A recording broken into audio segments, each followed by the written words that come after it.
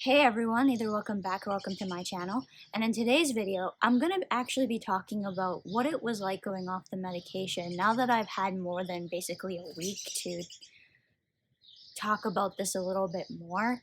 So it's been a few weeks now since I've cut the dose down, and so I want to go through and tell you what it was like coming down on the medication completely now that I've had a little bit more time to process it. So before I get into any more details, time for the intro. Back in 2018, I was diagnosed with IIH. IIH is short for idiopathic intracranial hypertension. In short, in IIH, there's an increased intracranial pressure without a known cause. IIH is known by two older names, pseudotumor cerebri and benign intracranial hypertension. Living with IIH is very hard to explain to others, as it can be hard to tell when I'm not feeling well. My hope is that through these videos we can learn together and help make relationships better through a better understanding.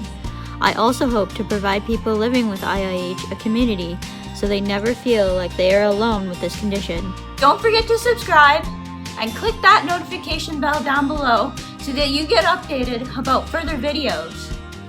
I upload new content every Monday and Thursday afternoon. Coming off the medication has been a lot better than what I expected it to be. It's been, sorry, the birds are a bit distracting because I like watching the birds, bunch of robins in the yard. Anyways, the coming off the medication has been very, very positive and quite unexpected actually. There's been a lot of positive things that have come about as to this. So as I said, it's been very nice. I've talked about the benefits that I've seen coming down on the medication, but today I want to explain exactly like what it was like coming off the medication, because I came off of it at a very rough time in my monthly cycle. I've always had trouble with this condition, and I don't know if it's migraines and IIH or if it's migraines that are making it worse, or if IIH is related hormonally. I really think there's a strong hormonal component, but when I've asked my doctors about it, they seem to think it's migraines more than the IIH. I definitely feel it more when I'm at that time of the month. And so I was feeling really, really bad at that time of the month. It was really, really hard on me. And so hard, in fact, that I was tempted to ask to go up to 750 milligrams a day in a way in my last appointment, just because of the side effects that I was experiencing during that particular time. Like, it had been a rough couple of weeks, and it was a couple of weeks this time. Like, normally it's, well, 5 to 7, 8 days. It's not a full 2 weeks for sure, but this last time it was nearly 2 full weeks that I wasn't feeling good to the point where it was affecting my daily life and what I was able to do sometimes. When I told my doctor about the symptoms I was experiencing, I was given a few options that included going up slightly in medication or staying where I was at. I've decided to stay at the current dose that I'm at just because I want there to be a noticeable difference between the dose I was taking before I was decreased and the dose that I'm taking now. So it's been cut in half, and this is where we're keeping it at until I see the ophthalmologist again. So that's kind of a little bit of an update. I don't want to get into any more details than that because I'll update the rest of it at the end of the month.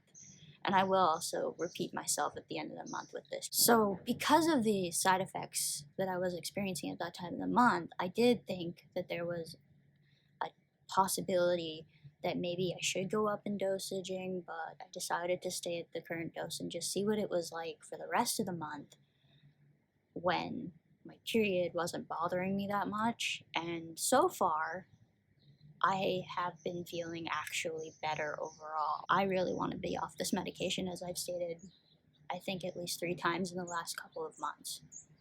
And hopefully this is a good sign. The reason why also I was hesitating with this is just because it's been really, really difficult because I've been having a little bit of double vision again, and having that particular symptom really, really scares me with this whole condition, because that seems to be the thing that sets the condition apart from everything else.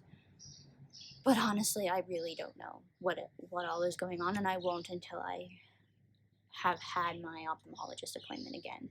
So that's really important for me to talk about. So the actual coming off the medication really hasn't been a huge problem. Like, it hasn't really been that noticeable. Like, other than the fact of just side effects getting better, that's really the only change that I've noticed, and worsening symptoms at a certain time of month.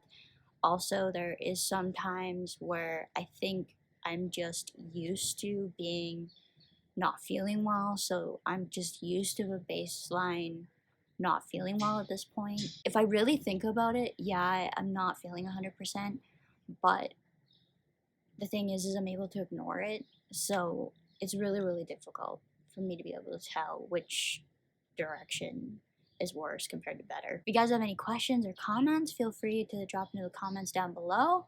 And as for now, that's it for today. Bye, everyone.